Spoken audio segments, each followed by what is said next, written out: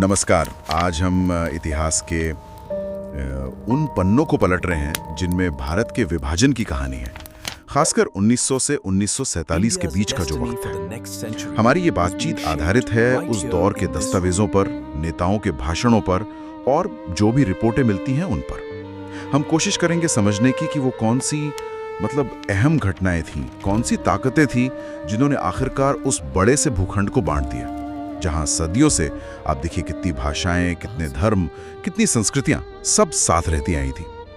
तो चलिए इस जटिल कहानी को थोड़ा खोलकर देखते हैं। कहां से शुरू करें? देखिए, धागे तो कई जुड़ते हैं, पर एक बड़ा मोड़ शायद 1905 में आया। उस वक्त के वाइसरॉय थे लॉर्ड कर्जन। उन्होंने बंगाल को 2 हिस्सों में बांटने का फैसला किया। कारण तो बताया गया कि प्रशासन में आसानी होगी, पर लोगों पर इसका असर बिल्कुल अलग हुआ। बहुत गुस्सा था, हैरानी थी, दुख भी था। कलकत्ता की सड़कों पर वंदे मातरम गूंजने लगा। वो उस समय एकता का, विरोध का एक तरह से प्रतीक बन गया था। महिलाओं ने विरोध में चूड़ियां तोड़ी, छात्रों ने वो विदेशी कपड़े जलाए। मतलब ये सिर्फ एक सरकारी फैसले का विरोध नहीं था, ये कुछ और गहरा था। बिल्कुल।